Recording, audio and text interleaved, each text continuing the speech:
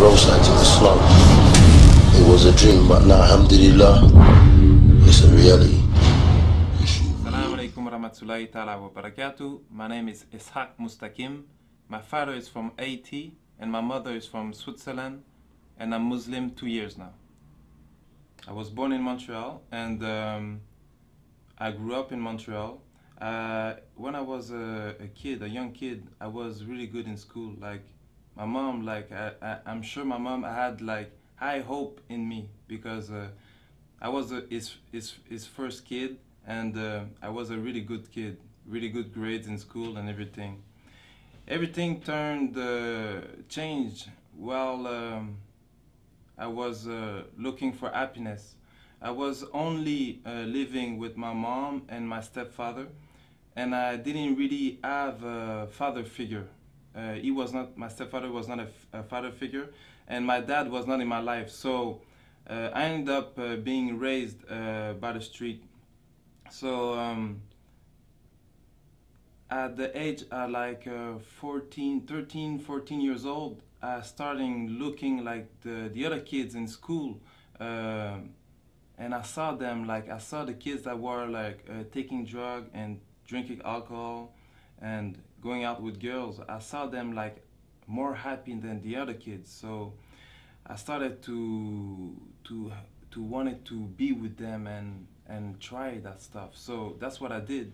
And hanging out with bad people end up to giving us like bad habits. So at the age of 15, I was so bad that they put me in like a juvenile jail.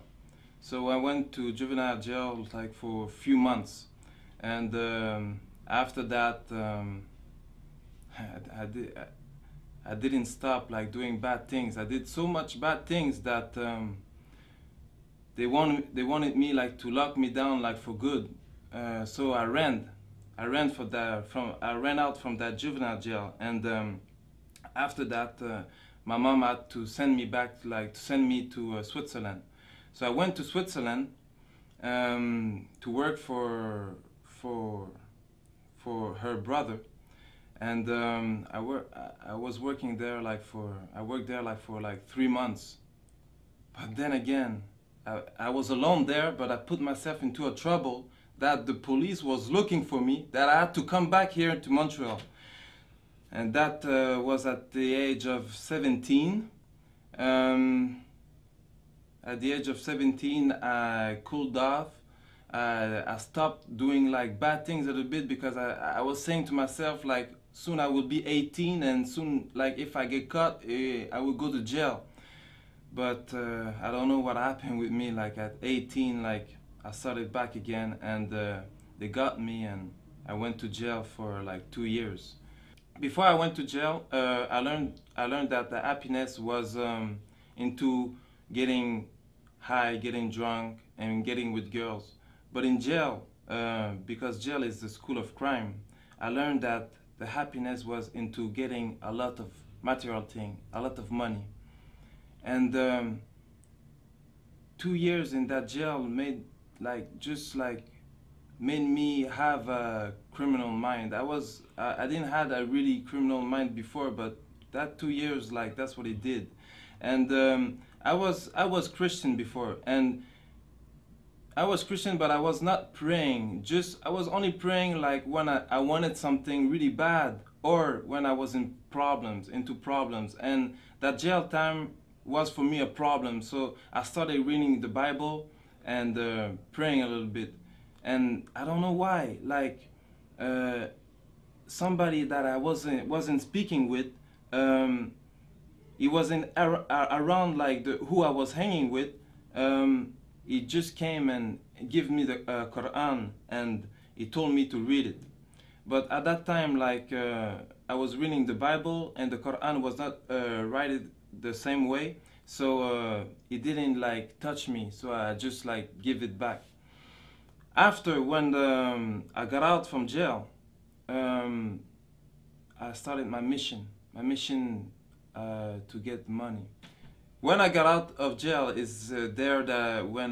when I got out of jail is then when I started chasing the money, getting after the money. And because I had no school and the fastest way to get money was a criminal way, that's the way I went. And in every type of way to make money, any type of like bad thing you can think, I was in it, because really my plan was getting money.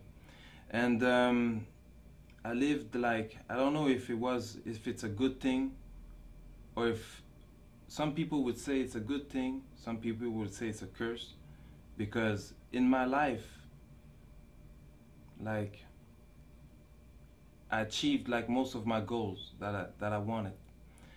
And for 10 years, like, I lived that life of like luxury, that life of power and respect. So because when I say this, like, people don't really understand, so I have to make a little bit like of explain a little bit. Like when I say like I had the things that most people, young and older, they would like to have, that I had in my life, they don't really understand, because everybody has his own perspective on like what is luxurious.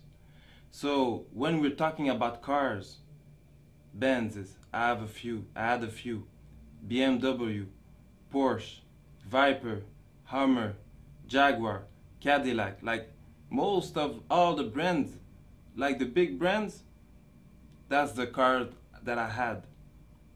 Like houses, condos, but not like only like the cars like normal, like the car, because when you buy a car, it's like to make you happy, but the thing is that happiness doesn't last. So right after, like, you have to suit up the car. But after, when the car is suited up, there's nothing else to do. So you buy another car.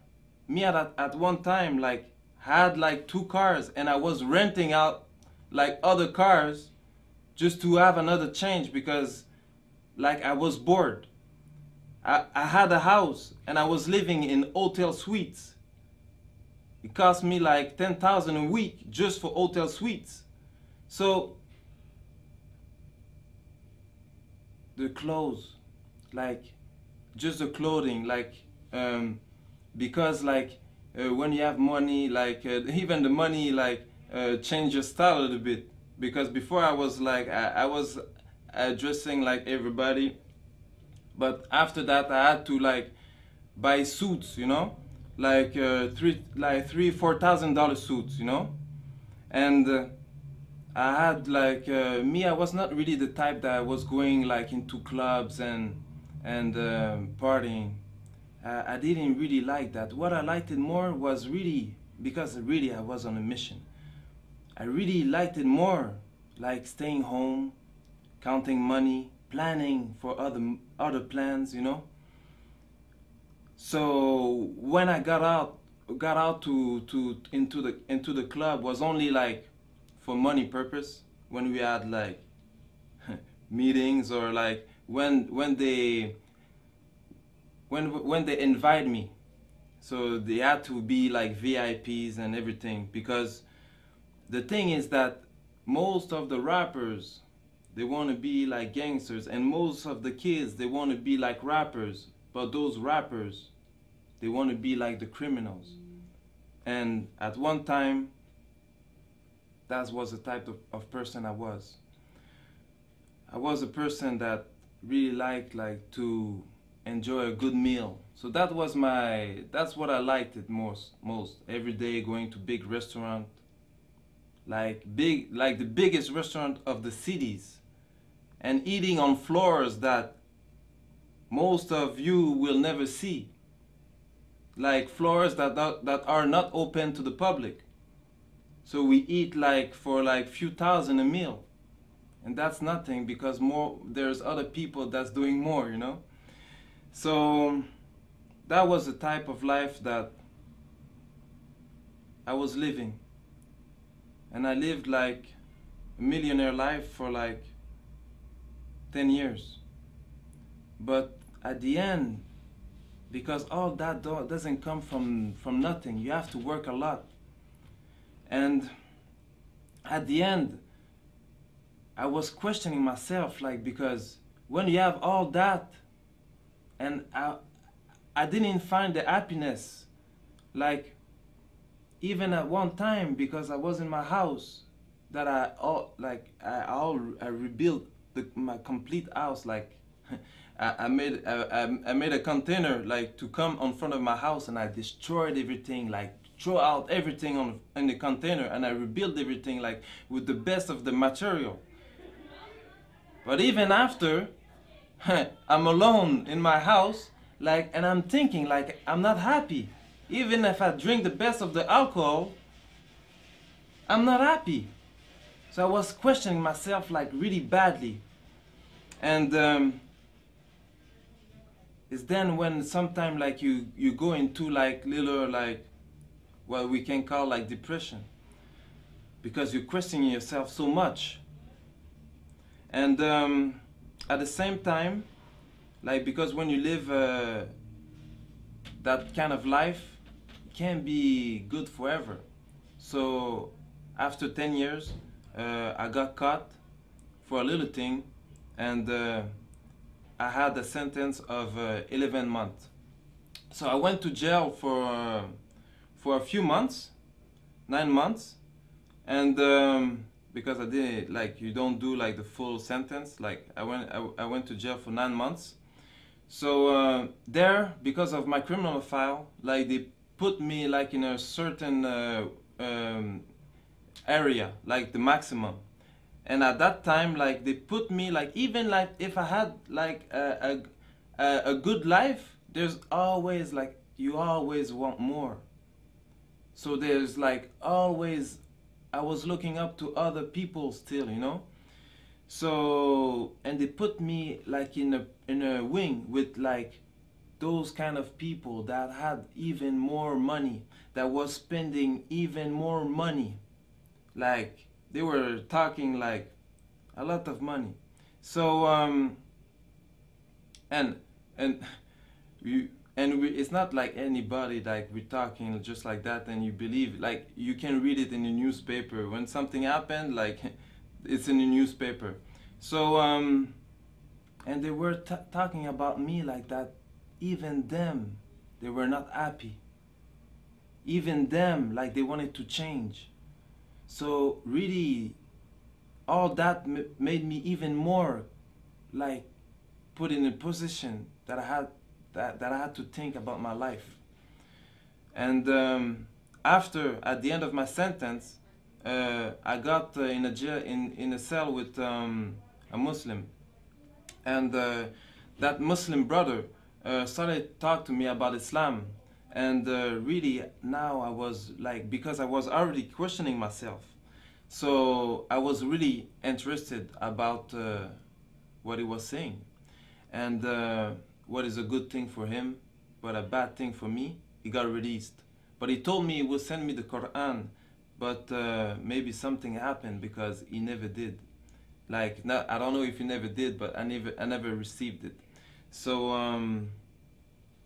after I got released, and I went back to my same life, you know, and I forgot everything about God, because when you know more into problems and you're not a Muslim, as soon as things go good, like, you forgot God again.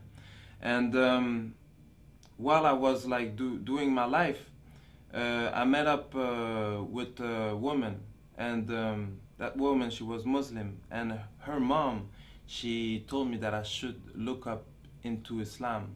And it's then that I started doing my own research. So I was reading, like, books, and I read the Quran, and I was really surprised to find that in the Quran that they had, like, the same prophet that there was in the Bible. Even at a point that I didn't understood how Muslim will understand the Quran, because in the Bible they have, like, the beginning of the story, and the Quran just completed it. So and I started to do my own research, like even like a lot. I was researching, and the only problem that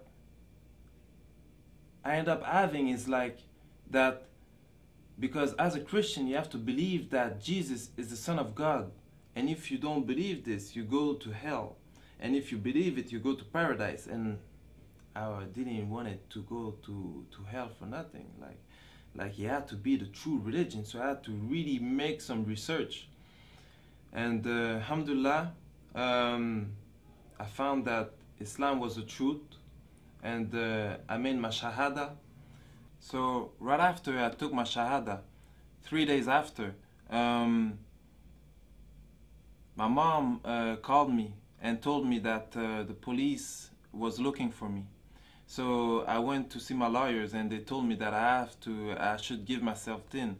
So I went and I gave myself tin, but for the first time, it was the first time I went into jail as a Muslim. I'm here with my client Isaac, or known as Ishaq Mustaqim, who is charged in Montreal with various offenses, particularly fraud, forgery, the use of forged documents. With regards to the fraud that my client is charged with, the amount of the fraud is $689,970.24. This would have occurred in the year of 2006 over a 3-month period between the months of May and September. But there's a different side to Isaac that we know and that we've come across. Since his arrest, since these events, Isaac has completely turned his life around.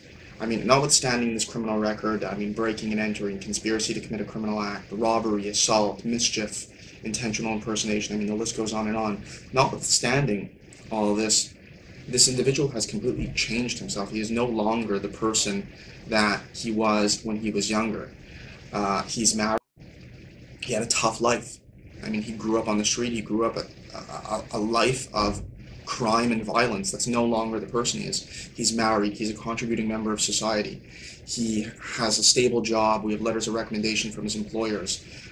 He's found religion. He's converted to Islam, and he's very observant of that. He commits himself to do charity work on a purely volunteer basis. No one has asked him to do this, and these are all signs of someone that has seen the process, seen that crime is not a life that he has chosen, and he has clearly indicated that he wants to be a contributing member of society, and that what advice have you got to Muslims and non-Muslims regarding Islam?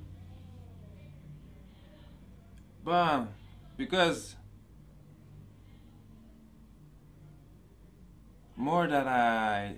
before I never knew like Muslim people.